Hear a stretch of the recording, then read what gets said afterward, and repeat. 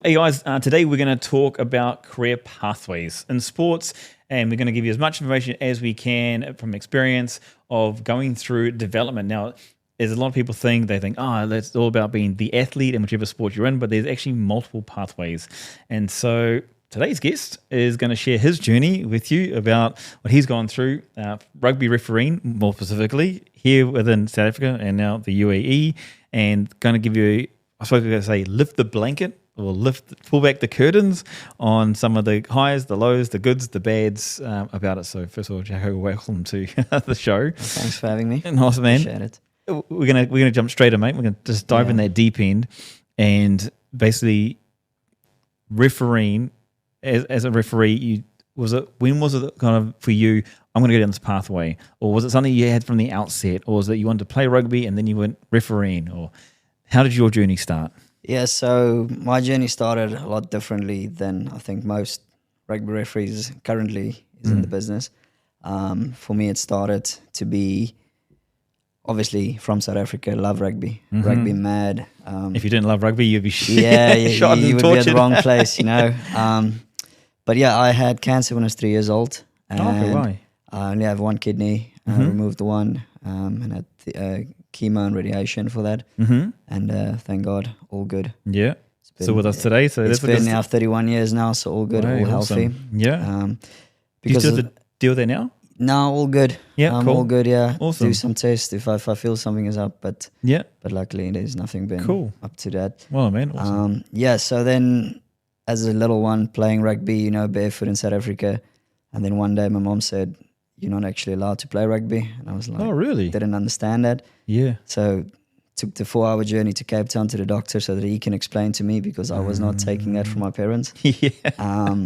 So he explained to me like a kidney is like a muscle and it gets bigger because it does to its job. And your kidney is not normally that well protected like any other organs.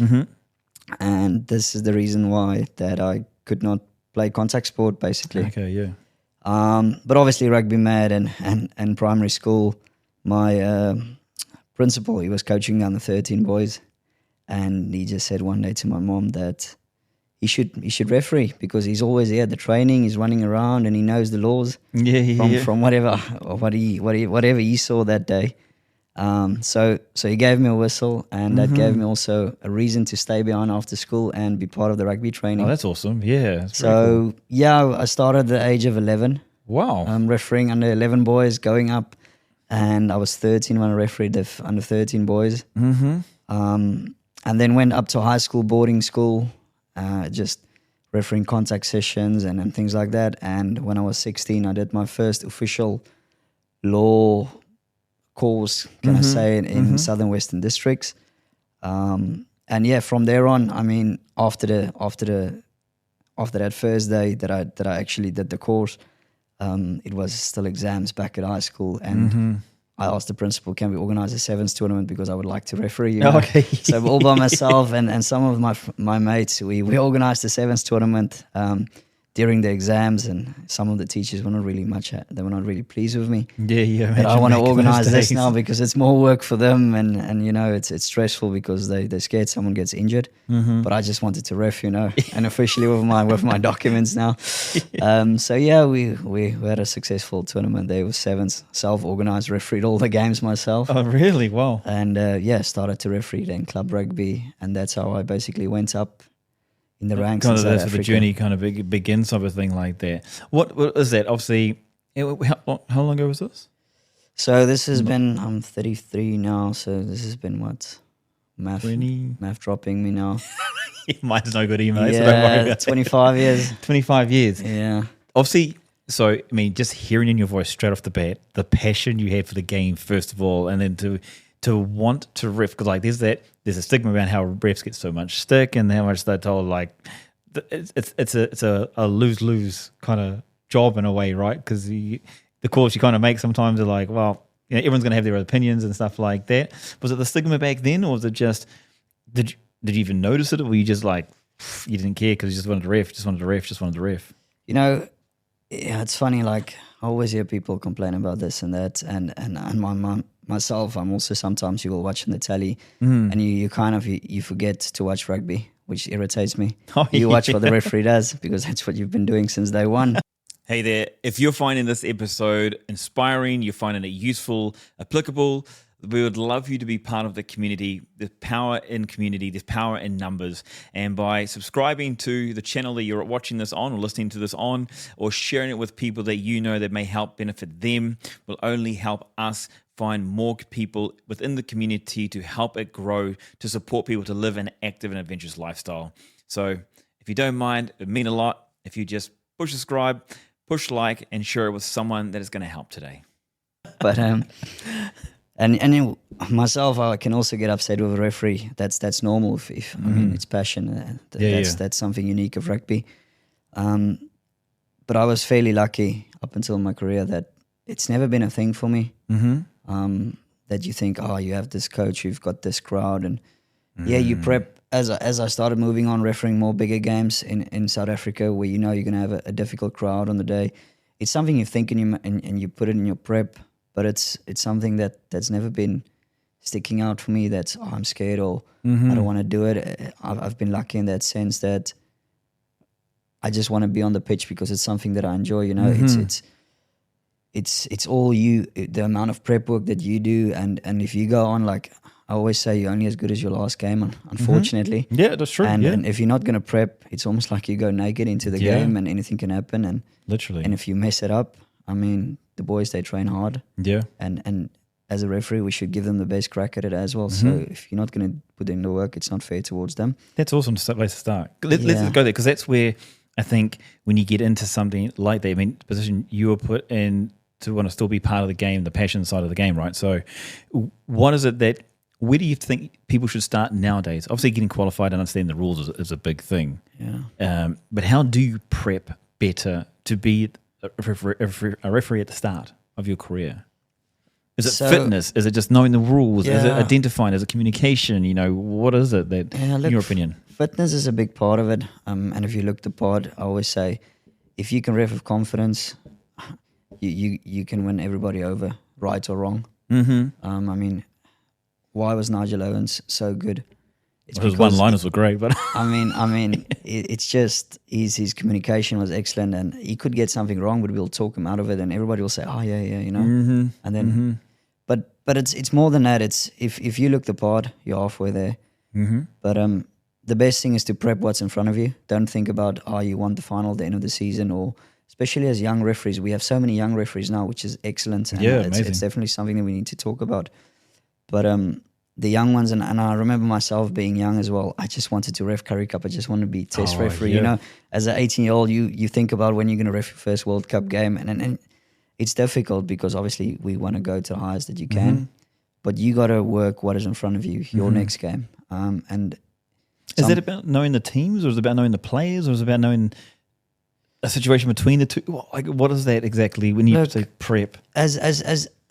It changes from levels, because I can tell you stories when I was starting and the level that I'm prepping now. It takes a good few hours out of my week before we get onto the pitch, outside training, you know. But yeah, currently it's we can definitely look at teams. Where does teams want to attack?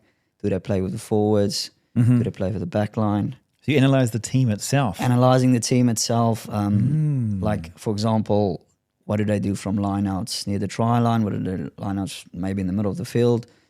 You know, so UAE Club Rugby, mostly teams middle of the pitch lineout, 5-man lineout off the top, and run either with an inside centre, bash it up, or the 8-man in the back line. Yeah, two ball out. But near the try line, you've got certain teams that will line out to maul. I mean, I'm thinking Abu Dhabi Harlequins got this new move from the line out in the front. They played it to the blind side.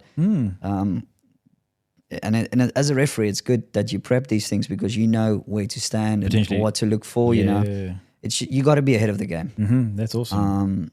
So obviously, as a young referee, you're not going to look at all those things. You just want to know 2-3 things. What do they want to do? Do they want quick ball? How do they defend? Where do you need to look at? So that you don't get caught out. Basically, are you going to focus longer at the ruck? Are you going to say, okay, they get quick ball quickly, tacklers roll away, so you can get your head up and scan the offside lines quicker and create space because that's what they want.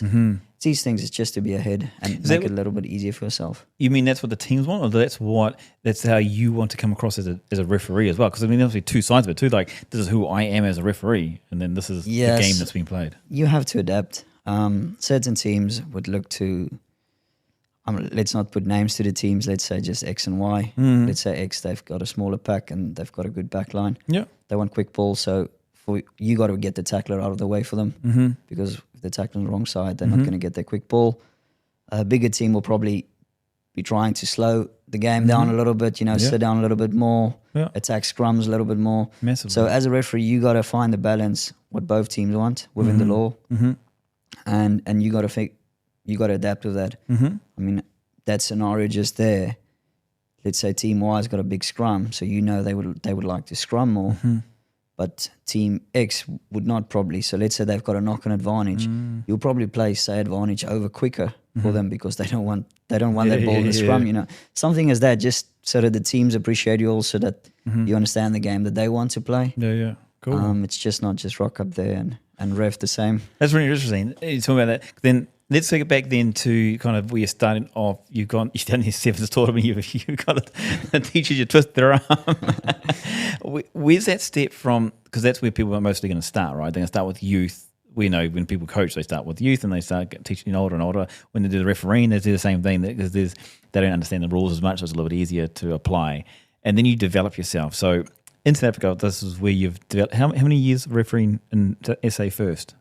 So, what was it? It was about 11 years of active refereeing club rugby before I came over. What's the pathway there? Because like once you ref the first one at school, and then where do you go to next? How do you develop from that? So, and this is one thing that referees from all levels, I would say, but especially young referees need to understand. Everybody's pathway looks different. Okay, yeah. Because at the end of the day, it is a certain individual or a certain group that has an opinion on you as a referee. So it's like a coaching group, right? Exactly. When they pick their players, like some people like some people like other people. So you got to understand that. You got to understand that before we go into the pathway. But normally, as a young referee, you would have to go through the levels. Referee while in your home union, might be Western Province or Bulls or wherever you are in the country, and then get the opportunities there as well. Obviously, pass your fitness test, pass the law exams. They still have their law exams in South Africa, which is I think it's a very good thing. Certain unions are not doing that anymore over the world, which is they obviously got their reasons as well. Again, same topic we talk about. Different thoughts, different opinions. So do well in that. They've got their minimum KPIGs what they would measure you on that. And depending on where you go, obviously the one main thing that no one can hide away is how well do you perform on the pitch, because I mean that's what we do. That's where we get all our stick and all that. But how is that looked at? Like, let's say, so you want to go to the next level. So let's say if it is school to potentially some provincial stuff, or if there's a level between that, because the question would be like, what's these KPIs based on? Like, is it just like, I know probably across the board there's a few things. Is it just about making less mistakes, or is it just the style of refereeing that you put out there, or is it the way you what is the main thing? It's a little bit of both. It's a little bit of all of that basically, and that's what makes it so difficult, because you could have an excellent game and not make one single mistake. Well, I would say it's highly unlikely that you will not make a mistake. Missed that, sorry. we will get to that, but I mean, mistakes will always be there. It's part of the game. Just like a player knocks on the ball or a player goes offside, it's a mistake from their side, and that's what makes rugby as consistent as possible, isn't it? It's not exactly the that perfect game. So we want obviously the highest accuracy, but also you got to have a feel for the game. But to answer your question in terms of levels, you'll start refereeing schoolboy rugby, which I think in South Africa we are very lucky over there. The referees also, they've got so much rugby. It is amazing. High level too. Yeah, and I mean, when I go back holidays, summer vacation, back there, it's winter, it's middle, it's prime time for rugby. Wow, yeah. I always try to get a few games, and I'm lucky enough, Western Province, they look after me. Yeah, nice. Well, in terms of giving me good games. But what's a good game? Good game. If you ref a big school like a Paul Gymnasium, Paul Boys Eye, or a Paul Ruiz, They're under first team game, even under 16A team game. There, it's so quick, it's so physical. It's excellent rugby. Or even sometimes they're like Premiership, their Super A League. Club rugby is also of a very high level. You think you've got the Stellenbosch University, that's part of that also. That's very good. I won't say our rugby is too far off from that, but still they've just got so much more.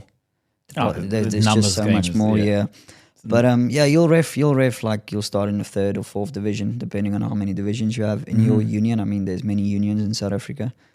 And how would you go forward? How would you get to the next level? So you got to do well, pass your fitness test. Obviously, go do the things that's black and white. That's a yes or a no. Does the fitness level get higher, or like there's a standards? Like they say, okay, if you're doing schoolboys, you're on the beep test or on the Bronco, you're this X, or does it have to be up? Yeah, like they've got a certain level for certain levels depending on where you ref. But if you want to, let's say as a young referee, if you start now and you want to show the big bosses or the people that makes these decisions that you are serious about it, you got to, if you run a proper Bronco or a bleep or yo-yo fitness test and you smack it out of the park, they look at you straight away. Oh, really? Wow. As a person who's not the best on a fitness test, like I put the training and the hard work, but that's probably one of my things. I had to work harder off the pitch in terms of that. But people just look at you when you do well in a fitness test. I've got my different opinion on that. Yeah. Because at the end of the day, if you're where the ball is and if you don't make the mistakes, that's also good. Because I mean, that's what counts at the end of the day. But it is important. Fitness is important, obviously. So that's your first thing. Keep up with the play, right? I mean, that's the first thing you need to keep up with. And obviously the game is changing. We want to have ball in play time so much more now. So we work so much harder now currently from what I've started. I mean, if I look at my old Polar GPS data back in the day, I don't know how reliable that was compared to now. It's ridiculous how much more we run in a game. But that's the evolution of the sport, right? Which is good. Sport, massively. Which is good. But then after that, obviously you do well in the law exam. If you think about South Africa, they do the law exam over there. And then, so then that's black and white. So it's a yes or a no. And then you got to ref well. So then at the end of the day, it's going to come to a person watching you as a referee coach or a performance reviewer saying, he's done well in this game. The game was probably easy for him, so let's give him another challenge. So you got to work your way up. Sometimes you will ref a national week before even you're in top division of your union. It depends on how quickly your union wants to give you those games. Yep. But the main part for a referee is you want to ref at a national week in South Africa. So that's the under 16 where all the provinces, they select the best rugby players and they play like in a tournament. Under 16, there's under 13 tournament, and the under 19s obviously, or the under 18s, is your big one that you want to be in as a referee. What is it then people, if you've been assessed as a referee, what are people looking at? Like, is it the way you make the call, or you've caught or not caught as far as they've done that wrong, or like, what is it like? Yeah, so we're getting a little bit. How do you get judged? How do you get a KPI? Oh, you missed that one. Oh, you got that one. Oh, you missed that one. Got that one. Because obviously, too, there's a big talk about with referees. It's it's just being consistent with the calls. If you call it on one side, make sure exactly the next call. Exactly. I mean, and then how do you put a KPI on that? So, and that's what makes rugby so special. We're getting to the analyst part a little bit more, which I love that. And in 15s, we've got it so much more, which I enjoy. But you as a referee, and especially where we are currently now, not only in the UAE, but worldwide, even in South Africa, every game is almost on TV or it's on some sort of platform. YouTube's gone. Yeah, so, and it's very good, especially, I wish I had all these footage of myself when I was 15 years ago. It would have been so much better. But in terms of the review process, because you as a referee, you more or less know, maybe I'm just talking about myself, but when I make a mistake in a game, it's not what players say. I could sometimes replay it in my head, but I make the call, confident call, arm goes up, penalty, tackling or rolling, for example. And then the guy kicks the touch and you think, I got that wrong, But then you just move on. Black box it, as we call it. Move on. It is what literally. It is, and you're not going to right your mistake with another wrong because you cannot do that as a referee. That's two errors then. But basically, you got to go review your game. Yeah. Now, back in the day, obviously, if you didn't have footage, it makes it a little bit more challenging. Massively, Think yeah. about if you referee a under 14C team game there on a Monday morning, running the deal of the grass. There's not going to be any footage. Yeah. So it's also you as a referee what you're going to invest. Do you in. have to write notes down afterwards, or do you Like have someone normally, there watching you? Like, let's say you have someone that's going to watch you, so they see you as a prospect. yeah. They will make their notes saying, probably it would be more coaching wise, so it wouldn't be that technical. It would be like, you moved into this position, maybe you go into that position. So they'll try and coach you out of that. That's the first stages of it. So it's not that being technical correct. It's more about, you know the law. Maybe you're not applying it as consistent, but you're getting away with it. Mm-hmm. You look well as a referee, your signals are big, it's calm, body language, the way you communicate with the players. The teams know what's going on, which is important, I think. Yeah, massively. And also the people outside, because you as a referee, you've got to whistle and signals. And the grandmother sitting there with a hot dog next to the pitch, if she knows what's going on, great. Yeah, totally. Like, 'cause that's the big thing. Like I've seen that now. I've seen the improvement in communication with the referees here in the UAE, and it's something that I've seen to, like, right or wrong. I mean, everyone's going to have the opinion of that was right, that was wrong, but like the communication has lifted. I felt anyway that here it's just because maybe because now we're starting to put mics on referees, and so you can actually start to hear it. Whereas before we didn't have that, so you didn't know what was going on. And yeah, just from the outside looking in, that's what it seems like. Yeah, that's another big plus, I would say, and thanks to yourself for organising that. I love that side of things. Because thank you guys too. Yeah, no, it's another set of data that we can add, and we can listen to ourselves and what do we say, which is excellent. But I mean, it also comes down to the individual as a referee. How much do you want to improve on? I mean, you can ask a friend. Take the phone, record 5 minutes of my game. I mean, that's where I was back in the day. Depending on how much you want to put in, and are you open for feedback? Are you open? Are you coachable? Is the words. If you're not coachable, you're not going to improve. If you're just going to be set in your ways, you cannot improve. But then again, also you need to understand that you need to have the people around you that you trust. If you're going to have too many coaches, certain people like certain things more. For example. Totally. I like a good turnover. I like a good advantage play, getting a try from advantage. But that's me as an individual. Yeah. Love the communication side of the game. But maybe another referee, he just wants to get the tackler out quickly. Or he doesn't want the contest to develop that much, And that's all fine. And that's what makes rugby so beautiful, It's all different. How much of a pre-game, like, you talk with the teams before they play, right? Yeah. So what's the main points that come out there from the referee? I mean, is there a standard? This is the structure. This is what you should at least put these points out, or is it kind of left up to the referee?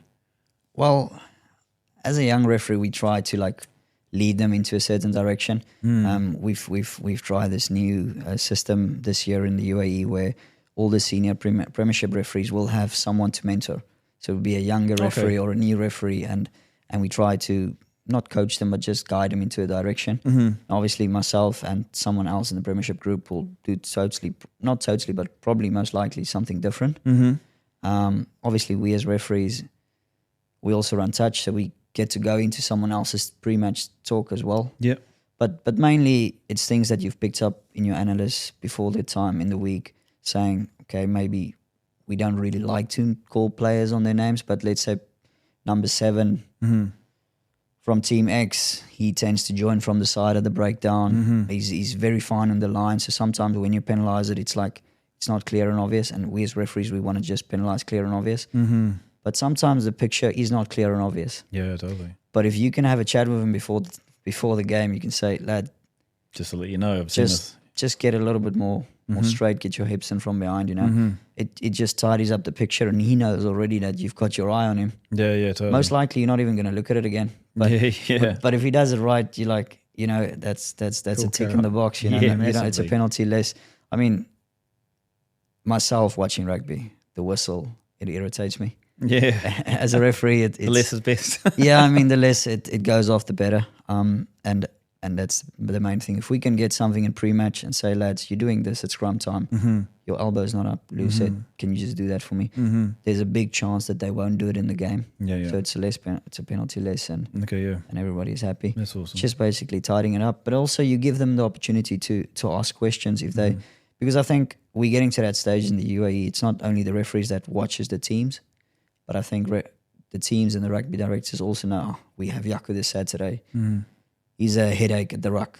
So just as an example, so I hope they do that. Because it's only you as a rugby director. I think you have to give your team the best chance of success, and that's also a way. What would be the difference then? So like, I'm new to refereeing. I want to get into there. I want to try and there's more pathways. There's more accessibility to do opportunities to ref potentially some international stuff, especially around the Middle East, because the Middle East is still a very developing space as far as 7s or 15s when it comes to rugby, and there is opportunities being presented or available for people. What is it they think people need to be fitness? Like you said, fitness is one thing they work on, but is it just by being involved more with the rugby community or the refereeing community, or is it just putting time in off the park as far as more rules or understanding or hearing or mentorship? Where can people as referees get an advantage, or I don't know if I should say that, but get ahead, I suppose, in this career, in the space? Okay, so I believe in watching rugby is a big part of it, especially the rugby that you're going to ref. If you watch that and you see the pictures almost like you go to bed and it's in your head the whole time, it just makes you a better referee because you're ahead of the game. So analyzing and watching the game and think to yourself, what would you have done? Where would you be as a referee? Massively. Just see the picture in front of you. That will obviously put you ahead. And the refereeing part is that you perform, and like we said, you're going to make mistakes and all of that. And yes, we said the old guy sitting next to the pitch, that's your referee coach when you're a youngster. He's going to tell you maybe in terms of positioning, do that better, or blow the whistle harder, or whatever. That might be. But when you move up and you start getting performance reviewers, then the process works like that. If you've got footage, you as a referee, you ref the game, you go home, you go watch it back. Now, then you say every whistle that you blow, you say penalty, so you count the penalties. You say, was it correct? What do you give yourself a rating? Was it a good penalty? Was it not so good? Or maybe was it an error? So the error is you blew the whistle, but it was wrong. So you got to go and be honest with yourself. It's not, maybe that it's right or wrong.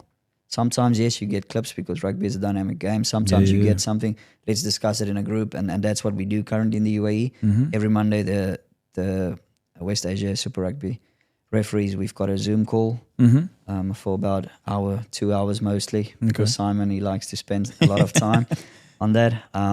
But it's amazing. We've been doing it the past 2 seasons, and we get the same picture. So we got to put some clips on a Monday, and we watch it and we agree, was it correct or something funny? What are we going to be doing as a group? So we just get the same picture out. And then rugby directors also know we're all going to ref it the same way. Which is good. Which is what you need, right? The continuity. I mean, that's the biggest thing I know from the crowds and the people on the YouTube. Why is he doing this way? Why is he doing that? Like they're saying there's differences between the referees. And I think that there needs to be differences, to be honest. I think you need to, as a referee, and correct me if I'm wrong, is that there needs to be, like there is as players' personalities. I think there needs to be personalities in referees as well. I mean, just because people also do something differently. I think is that something you consider or you think about? Like definitely, like obviously we don't want robots on the pitch and everybody does the same thing. Well, that's the balance, right? Because people say like, look, if you referee a game well, then you shouldn't be noticed. Exactly. But then the other side of it is that referees are part of the game. So like, how do you stand out then, or how do you improve if everyone's not seen as a referee, you know? And like, it's always great when no one talks about you after the game. That's what we want. It's not always possible.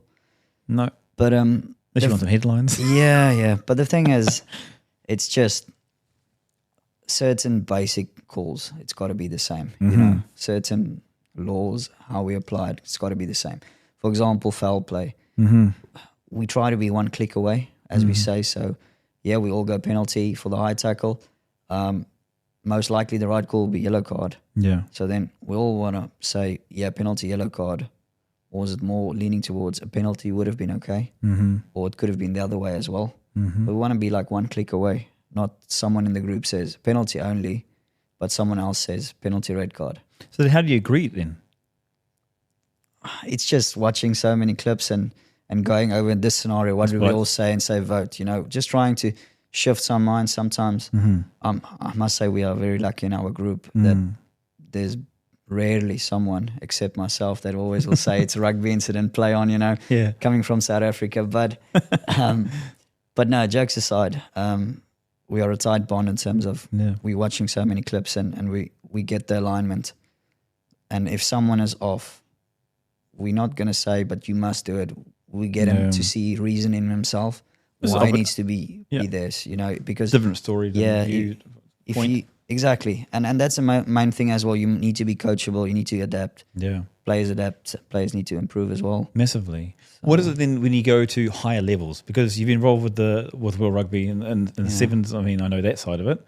Like, what's the difference between that and then say? Yeah, so I can talk a little bit about the sevens and the 15s. I'm doing a World Cup knockout qualifier now in Asia as well. And last year, Asia Championship. Can I ask which one?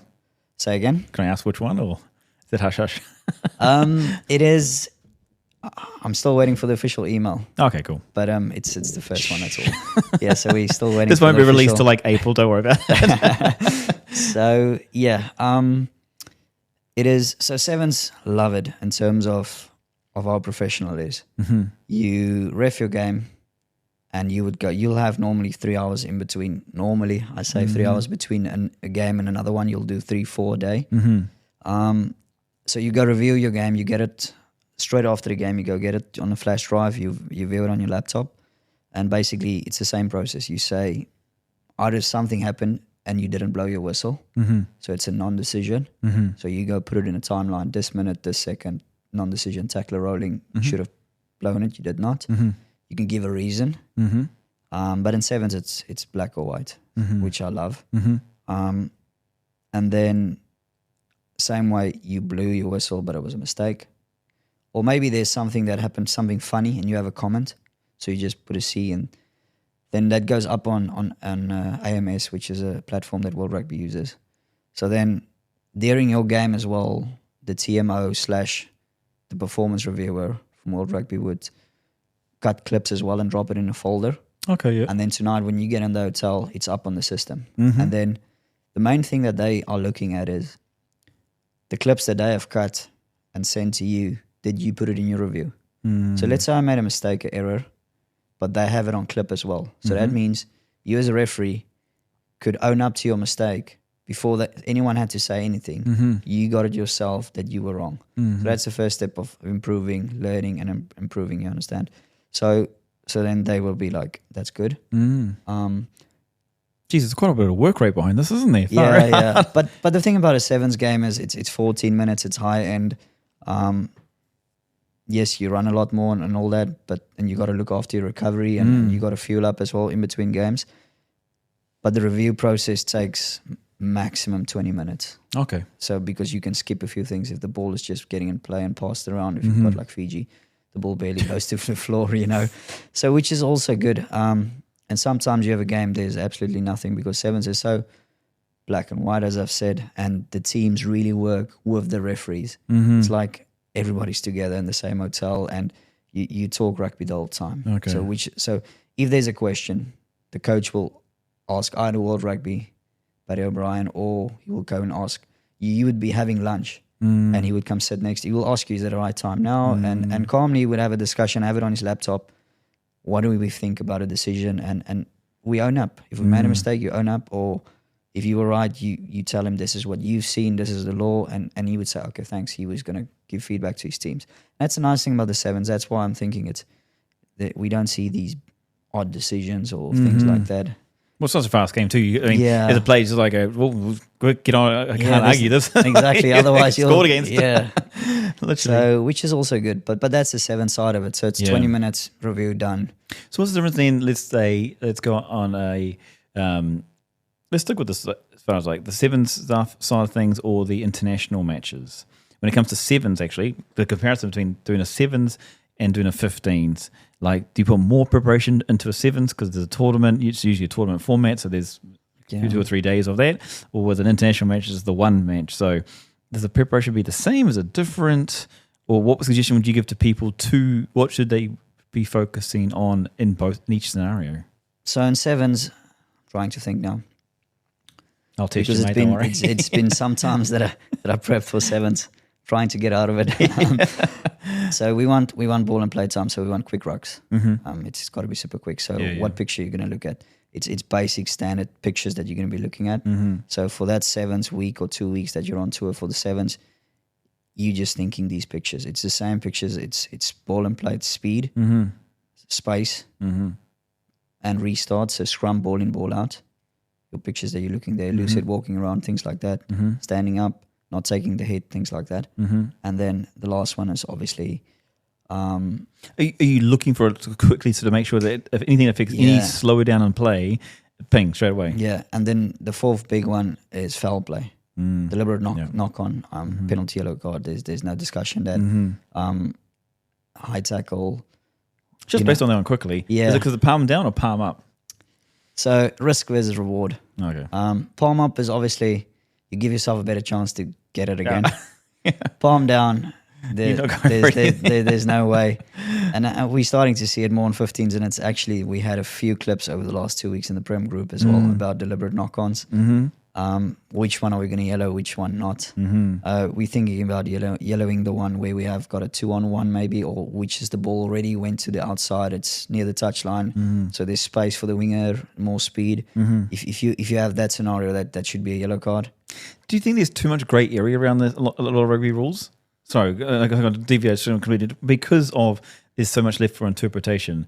Like I know there's, and you look on a lot of podcasts that talk about rugby, it's like if it was just clear black and white, this is yellow or this is red or blah blah blah. I mean, what are your thoughts on that one? Just I'm going to ask you a question. Go for it. How boring would that be? I don't know. It's. I don't think in terms of boring because, like, for example, when it comes to the deliberate knock on, I'm actually for it. I mean, I see it as a way of defending. Like you got in the pathway, whatever. Yes, it stopped someone from doing it. So yes, professional foul, whatever. But still, it's like anything. Well, if you made it part of the rules, people want to be complaining about it. No, definitely. You know what I mean? So the other side of it too is like in this case, if it's the knock on. If it was a clear, like, look, if you've touched it with two hands, well, there's no yellow card. But if it's just with one hand, palm down, for example, and this is the example, then cool. I think it's because that's where a lot of the discussions come out with is the uncertainty of the clarity behind a rule. And I'm talking about rugby. Yeah, you know what I mean? Which there's beautiful parts to both of it. Yeah, like for me, I'm a little bit on the fence with this. That's why I ask you the question because sometimes I feel. I mean, we've got these new laws, and I don't even know how many people know about this.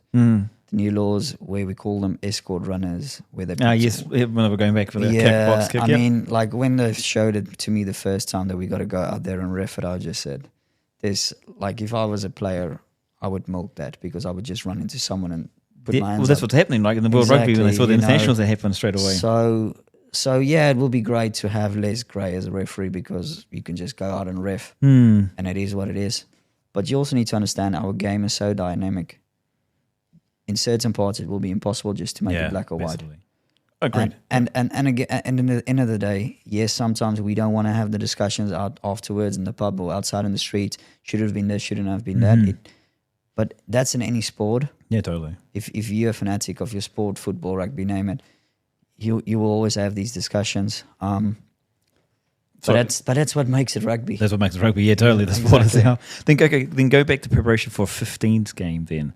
Because obviously it seems like there's so many more opportunities during sevens tournaments to be continuously after each match because you get more opportunities to referee, whereas in international it's just the one-off. Yeah, like look, sevens you've got your basic pictures, so you just got to be quick on them, and then sometimes you'll go quickly and check where do they kick off or do they contest in there. So you just got to be sharper at that event. Let's say the kickoff, it's especially at sevens because they contest every kickoff. Yeah. So you just need to be aware of plays in there. Focus a little bit more on that, but that's sevens. It's very brief. It's mostly black or white. Yeah. Whereas as 15s, I mean, it is. We're lucky enough. We've got we ref quite often. Premiership teams like on my laptop, I've got a team profile for all of the teams in terms of Prem, and in terms of where do they attack, where do they defend, what do they like, what didn't they like. Do the players like a chat? Do the players just like me not to say anything to them? Do you get that from World Rugby in like the Asia level or the national? Yeah, same thing. Yeah, so obviously over here it's easy now. We're at the end of the season, semis coming up in 2 weeks' time. So the team profile is pretty much set. And yes, sometimes you'll go at a game and you'll think that X and Y is going to start, and then they don't start. So then you also got to be prepared to adapt as well. Yeah, because it's all good and well if you prep well, but Andre Watson always used to say, you need to prep so well, you need to think, what are you going to do when the helicopter lands on the pitch? Yeah, exactly. It's understand? Like you need to be prepared for anything that can happen. Then what about when players, let's say Kazakhstan versus Hong Kong or Qatar or whatever, something like that, you know, those games where you don't actually know the players, do you have to put more preparation into that? Or? So obviously if you have footage, it makes it a lot easier. Mm-hmm. If you don't have footage, I tend to follow the sevens approach. What do I need to do as a referee to make the game flow? Mm-hmm. What do I need to do to make it accurate?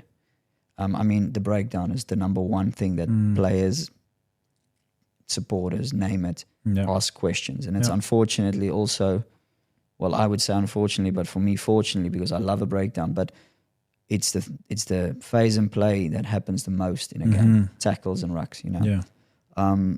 But if you are good in that area, because it's taking place multiple times in a minute, and if you get your accuracy above, we're trying to get above 85%.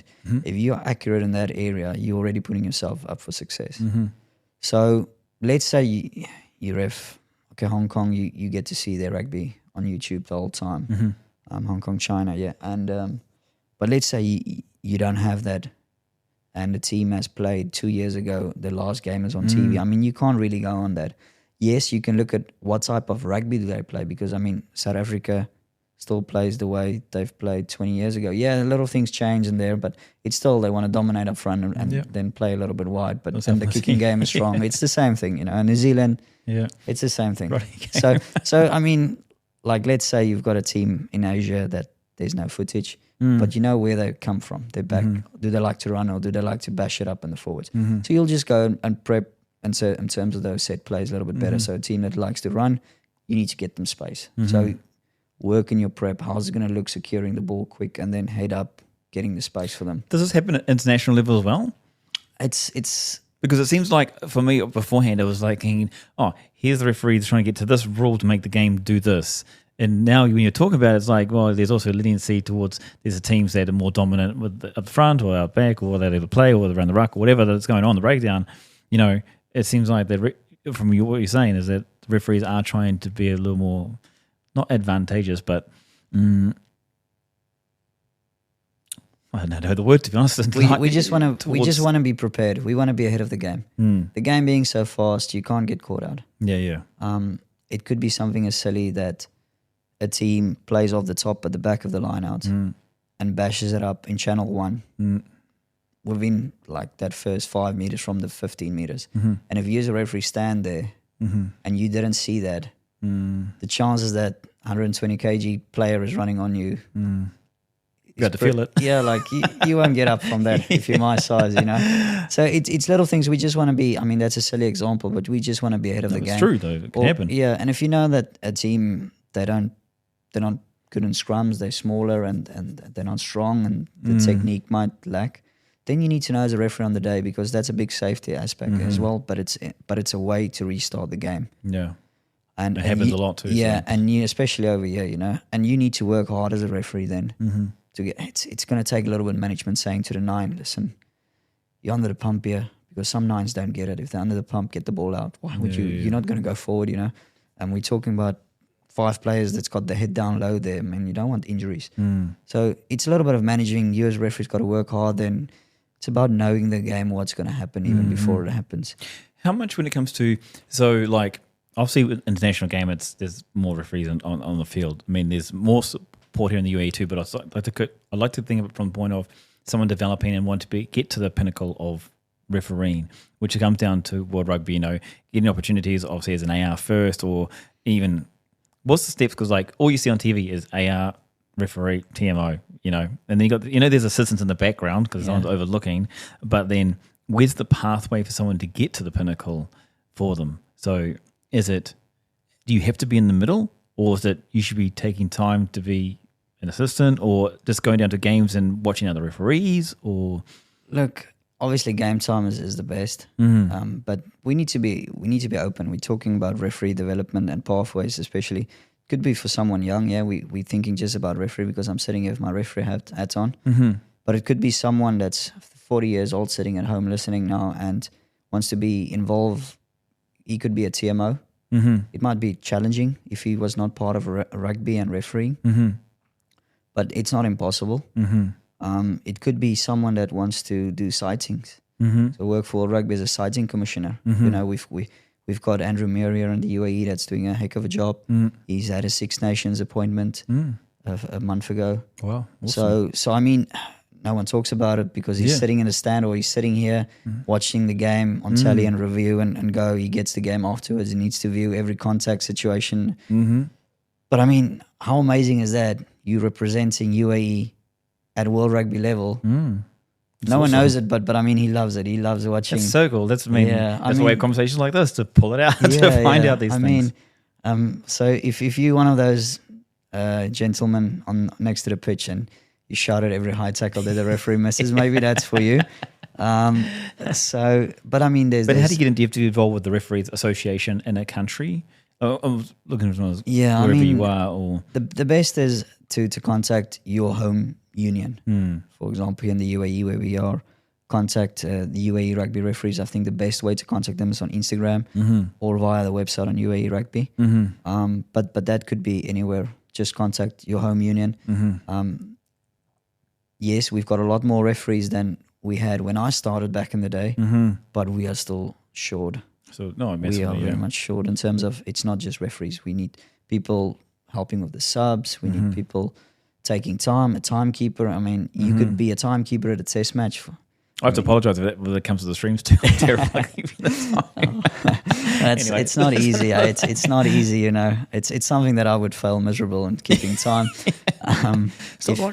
Like as a referee, obviously in the middle, so you're used to it. But I mean, there's so many possibilities in terms of that. I mean, you can coach match officials, and that's something that I want to push a little bit in our own society. It's not something that I've mentioned yet, but we focus on referee coaches. And so, by the way, we are very short on referee coaches. We need more referee coaches. I'm just thinking we've got so many new referees, young referees that we don't get to see, and they just continue with the old ways. No one is telling them, and I think we're missing an opportunity there. And we're sitting in this mecca of we've got Dubai Sevens, and we get 100 referees in from other countries during Dubai Sevens, and it creates exchanges that we can go wherever in the world to go referee as well, which is an amazing development opportunity. And now, since we've got the new young referees, we need these referee coaches. But something that I want to push on is it doesn't have to be just a referee coach or someone that understands the game that needs to coach a referee, know the laws. I want someone just to come watch someone's body language on a pitch or listen in how is he communicating with the players, especially now since we've got the RefCom on. So thanks for that. I mean, because you can get these coaches, and it could be someone just wants to have a good watch of rugby, enjoy it on a Saturday, but just watch the referee's body language, because I mean, we are not experts. We love refereeing, but if I have someone that can look at someone's body language, maybe I do something that irritates the players, or the way I speak to them. I mean, it shouldn't just be a referee coach. We need to get a little bit better. If we want to improve and work on the small parts. Is there a space online that people can go to as far as like developing their referee game? Is an education like platform like learn how to be a referee? There is. You can go onto World Rugby website. There's plenty of courses that you can do, and when we do level 1 and level 2, there's a super week coming up in, I think in May, first weekend in May, if I've got my dates right, that UAE is presenting, where there's a level 1 referees for, it's like your start. That's where you start as a referee. You do a little bit of whistle, signals, how to prep for a small game. Don't like to call it a small game. How to prep for a game, how to get you going. Because every game's a big game. You think of it because you like exactly what you Yeah, said. yeah, Like exactly. you're only as good as your last game. So at least, Jesus, Yeah. if you want to get better, then you got to keep getting better. Yeah, Even small games. And I mean, even those under 7 boys, they go to training every day of the week, and for them it's a massive, Yeah, totally, literally. and we should treat it that way as well as referees. Like, doesn't matter if you come from a World Rugby game and you come and just help out on a Saturday morning. It's not just a walk-in. You got to be your best. So yeah. Let me ask you about then when it gets to positions in a match and it gets close to the end, the last 10 minutes, and all of a sudden there's only a 3-point difference or 1 point difference. And I feel like I've seen this. I don't know if it's a good thing or bad thing, but then obviously the mindset changes from the referee as well, because we're human. I mean, literally it's like, oh, better pay more attention. Is it trained to, or is a referee trained to just be more diligent? I mean, even though they should be diligent throughout the 80 minutes anyway, or is it literally try and be like use the whistle less? Like, is there a trained mindset here with the referees? So I've learned this the hard way. And again, it's someone's opinion. Someone might listen and say, I don't agree with him there. Oh, someone definitely will, but but don't worry about their opinions. But it's about not refereeing grey. Okay. It's about not blowing the penalty. If someone sits in the stands, it could be your grandmother, she's just there to watch the kids. But she hears the whistle and she's like, for what was that? You don't want to blow that penalty. You understand? So you get more clear and obvious? You want to get the clear and obvious ones. And I mean, I can recall from a game a few weeks back where it was 1 point or something in it.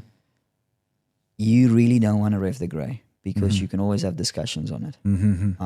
Open up a whole can of worms. Look, the only thing is, if it happens in the first 10 minutes of the game, you can just walk past the player and say, you went off your feet there, don't do that. No one will even recall that because it's... But in a moment that doesn't matter. So, but let's say it's like, doesn't really have an effect, but he's going off his feet. You could penalise it according to law, but what are you gaining from it? You understand? You're stopping the game and you're putting yourself up, especially players go off their feet because it's a dynamic collision on the floor. People will go off their feet. We don't want 40 penalties in the game. So now we're getting to that last 5 minutes of the game. The game is all square or there's a 1-pointer in it. But you as a referee know now the coach that's trailing, he will put a magnifying glass on that because it's an easy one for him. It's like, the player goes off his feet, but does he really have an effect? You as a referee don't want to ref that. Totally, because then you start dictating who's going to win and who doesn't. Like, and yes, it's probably wrong as a referee because it is a penalty, but do we really want to go and ref that? I mean, that's like just picking a penalty. You did it throughout the whole 80 minutes, couldn't you? Just go like bam, bam, bam, and that's what you hear. But you let it go for the whole game, and now all of a sudden you want to ref it. That's also not right. So you want that one where a tackler is not rolling or someone steals the ball with a hand on the floor and there was no isolated situation. So the turnover wasn't really on, but now you've got a turnover, or tackler doesn't release. That's clear. It's easy to see for even grandmother in the stands.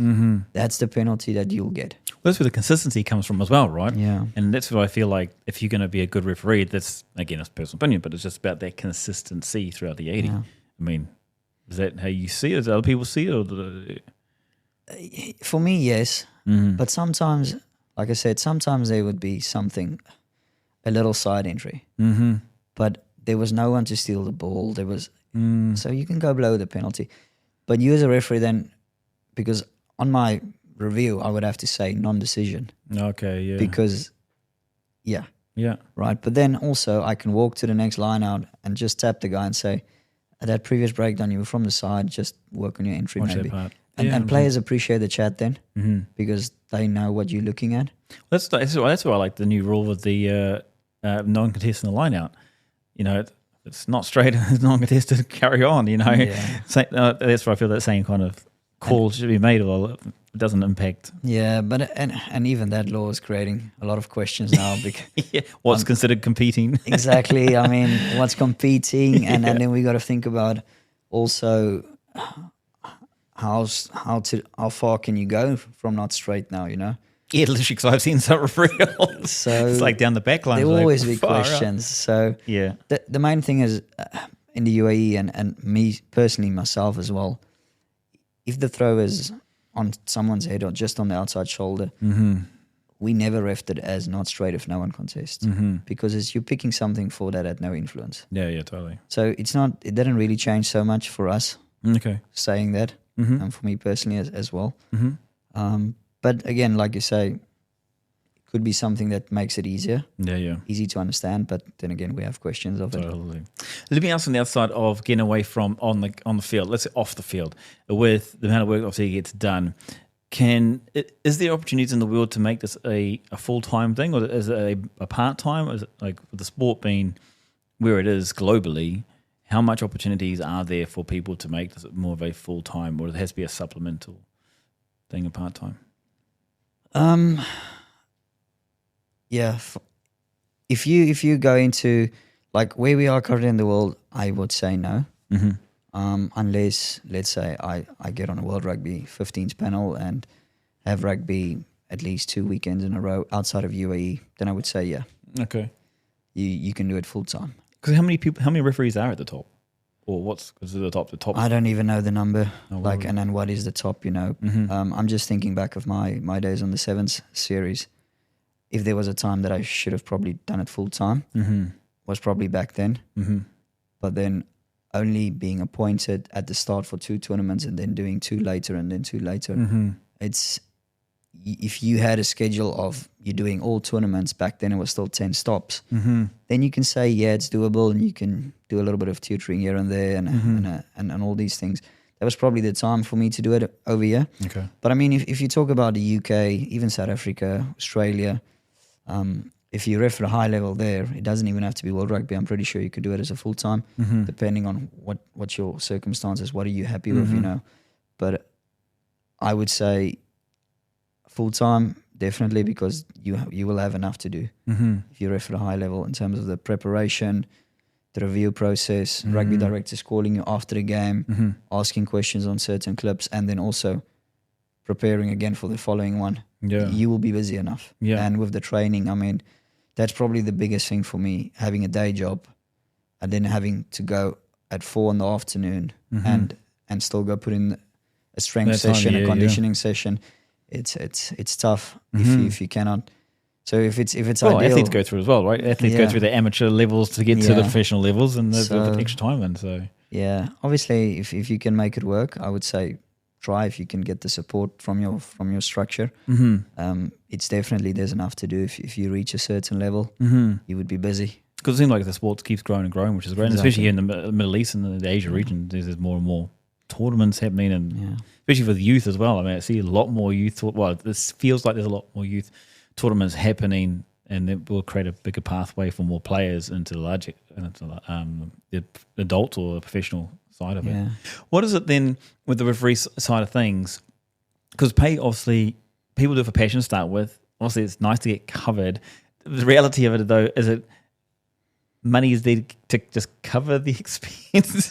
It's not like you go there like, oh, right, made a whole lot of money here, let me go invest that in some stocks. No.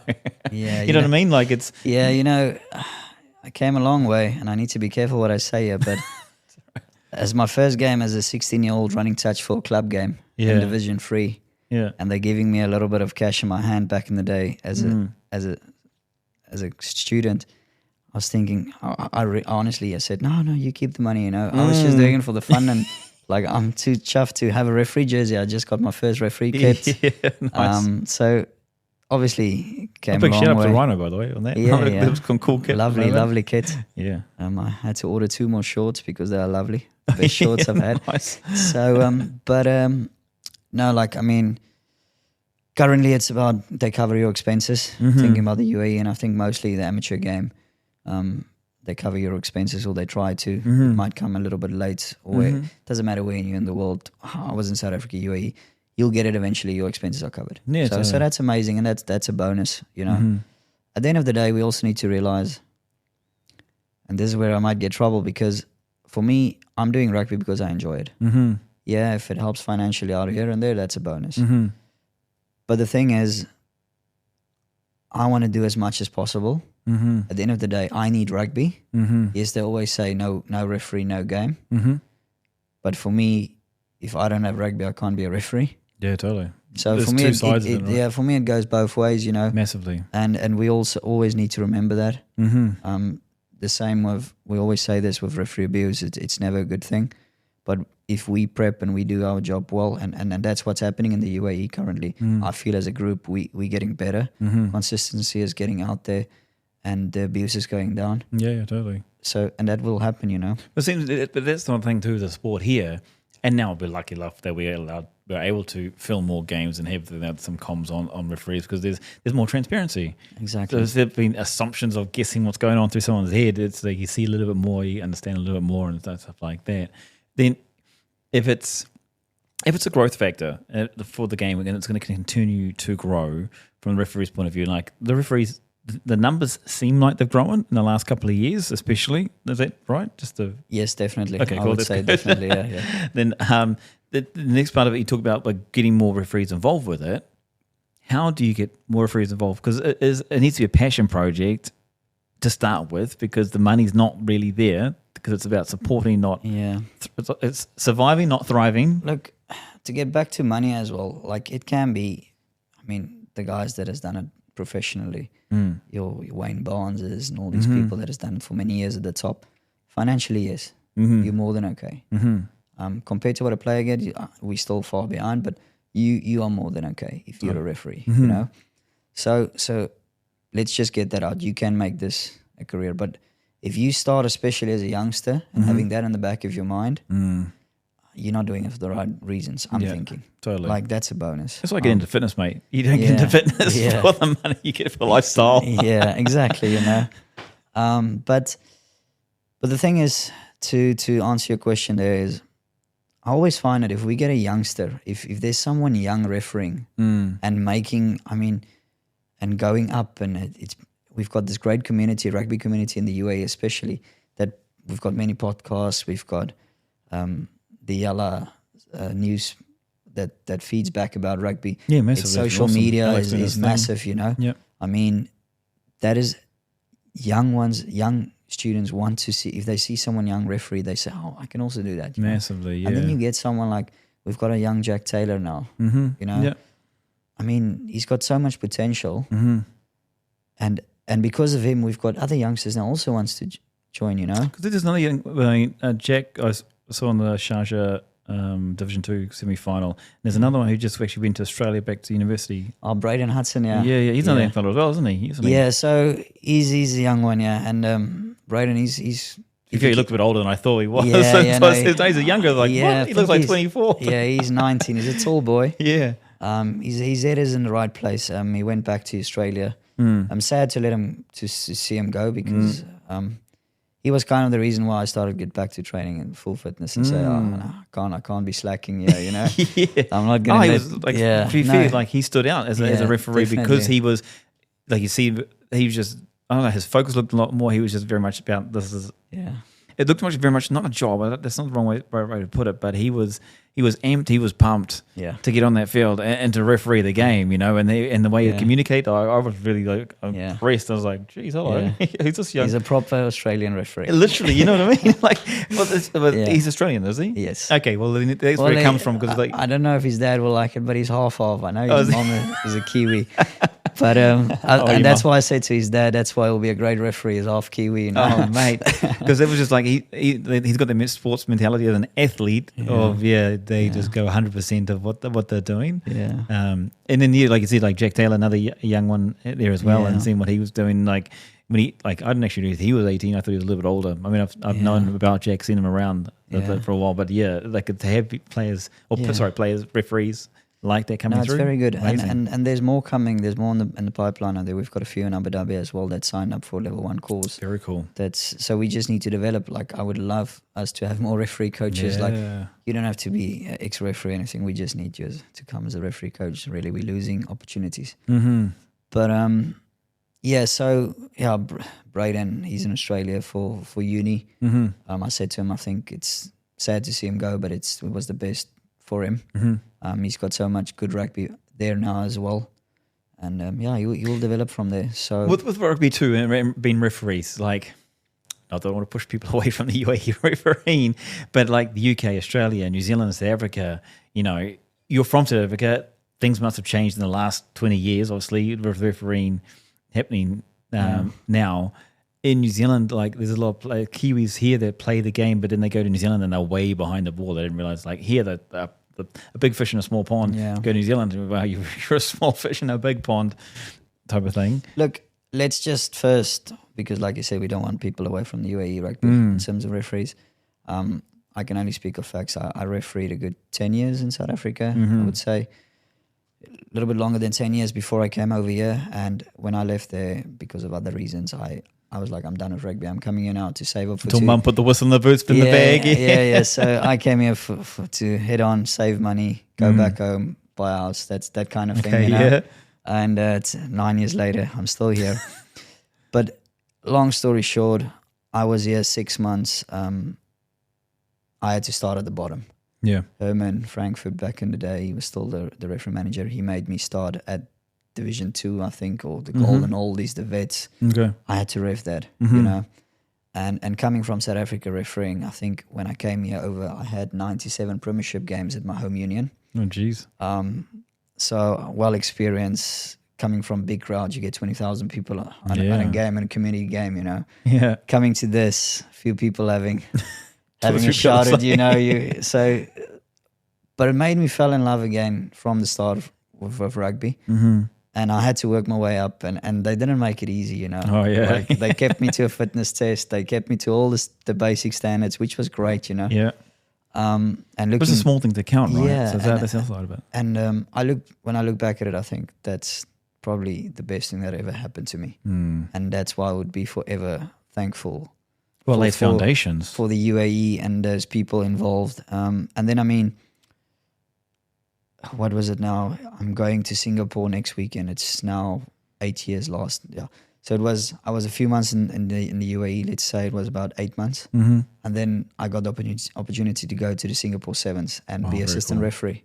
Very cool. I mean, and I didn't have that opportunity in South Africa. Yes, I was refereeing weekend and out, and I was doing the big games, and I just never got the breakthrough that I knew I would deserved, if I can say that. And you wanted as And well. I mean, and UAE gave me that opportunity. And if you look, COVID probably slowed it down a little bit, but then three years later, I was on the World 7 Series. And you think back and you're like, wow, it's just amazing. So you know, cool, like yeah. Eugene Deegan and back then who gave me the opportunity to, because I was really lucky, and I'm big friends with a guy that got injured, Jeremy from France. It was a COVID tournament, sevens tournament, you know. Yes, we first met. Yes. New Zealand, and New Zealand wasn't there, and Australia wasn't there, but the other ones were there. Yeah, so, right. and... the Invitational. Yeah, and I mean, Eugene obviously put me forward. I can ref sevens because World Rugby needed someone. And the guy that he called me a week before the tournament, he said, just do foul play. Like, he was thinking, he obviously thought I'll be okay, but not thereabouts, you know? Yeah. And obviously, knowing myself and backing with the experience that I've had, I had a very good tournament and got more appointments and bigger games during the first weekend and the second weekend. And I would be forever grateful, because then a few months later, I was on the World 7 Series, you know. Awesome, man. Yeah, so it's all about these opportunities. You got to be ready when they come, because you never know when they're going to come. Totally be prepared. I mean, doing the training down in Abu Dhabi, I mean, the COVID regulations was really strict. I paid for my had to go through the gateway to get out to the the online S&C. Like I said to him, lad, I don't have weights in the room. I've got some elastic bands. I mean, Amazon, we got some. Well, that's why we ended up filming that one, actually, because the commissioner, the criteria, the citing commissioner had to be able to see the matches. Oh yeah. So we were filming it for that reason. Then so many people were like, can't you put it online? So we put it on YouTube, and that's how it started. That's how it started for us as well, in a way. Yeah. They're like, you did what? It's like, oh no, my gosh. like the opportunities are amazing in the UAE. Literally. Yeah, like you say, it's probably because maybe a big fish in a small pond, but still, you get the opportunities. You get if you can jump then to another pond, and you do it. You know, you take the opportunity. Massively. Because I do think rugby, the standard has increased tremendous as well. I think so too, personally. Like, I mean, Premiership Rugby. It's still got a massive ceiling on it, but I mean... Yeah, I mean, we spoke about it before we started, the stats and the data behind it. And like, we as referees, we probably can give you all the stats in terms of how many penalties, where the penalties are. And I think the next thing that's going to come in is ball and play time. We would be able to get you that as well. Yep. But the game is growing, and I think it's a very good starting point for referees as well. Oh, hugely. I think so. Every game is on video almost. And I say that if I had that as a 17, 18-year-old, it would be like putting you so far ahead of others. Massively. Yeah. Totally. So and the good thing here, I know the clubs are getting more and more behind that as well. So yeah, which is a good thing. I mean, it goes hand in hand. Like, we need to work together. It's almost like the sevens, the traveling circus. You're all together in it because you want to grow the game. Literally, we all are in it because we love rugby. But then, obviously, if you move to the UK, Australia, New Zealand, South Africa, don't want to miss. I mean, even Hong Kong, China maybe could be also a good option. As a referee, there's probably more rugby, bigger fish, bigger pond as well. Yeah. Well, not to see more. I don't want to say what if only, but for me, SA is not an option, but also UK was an option at a point. But I'm not a guy for rain, so I'll just stay happy in the desert as well. You know, we enjoy the sunshine. Yeah, and I'm not going to say what if. I'm not a guy that says go with what ifs. UK would have probably been a good option, but it is not, and I didn't take it, and I'm happy and fine with that. But that's a good thing. I mean, you can gain all the experience here, and massively, and then get there's led opportunities as well. So exactly, there you go. So awesome, man. Jeez, this has been amazing. It really does. There's the things I didn't know about the refereeing world, and this is what, guys, this is what the whole point about having these discussions is, to help people understand, to lift the curtain on what the opportunities are out there, and that what you can do with it, especially in this day and age. And I think there's only going to be more opportunities coming up as well. So definitely. How can they get involved with UAE Rugby or yourself, the refereeing side of things? The best part is Instagram, UAE Rugby Referees, the channel, or the... Was it UAE _Rugby Referees? UAE _Rugby Referees. If you put it, I think there's only one UAE Rugby Referees. I think so, yeah. Yeah, you should be able to get it. They're quite quick to put you in contact with the right people. And do you guys have like an onboarding thing where you have like an open day type thing, or you just... So that's Instagram something. first? So at the start of the season, obviously we're at the end of the season now, so we're thinking about finals and busy prepping for the finals and all these things. And then which will be live, by the way. Yeah, lovely. And then we will obviously have end of year and break up for summer. And then the best part is then at the start of the season, let's say end of August, we will have like a camp in Durban where we discuss the new laws. There will probably be a fitness test. Cool. And you get to know everybody. You get your kit. You get signed up. Okay, very cool. And you get pushed into the direction that you need to be. Nice. If you're a beginner, you'll be put on a level 1 course ASAP. And so the sooner you contact, the better. Yeah, the sooner. I mean, there's a big Super Week coming up in May. It should be on the UAE Rugby website. Get involved there. You can do any course that you want from World Rugby. Cool. It's not that expensive, but it's the start that you need. And it's going to put you in contact with the right people and the right crowd and be part of the community. Brilliant. Thank you very much, man, for today. That's been awesome. Some information, just like pulling out all these bits and these golden nuggets and stuff like that. So thank you very much for your time, man. Really appreciate anytime. it. Thanks for having me. No worries, Thank you so much.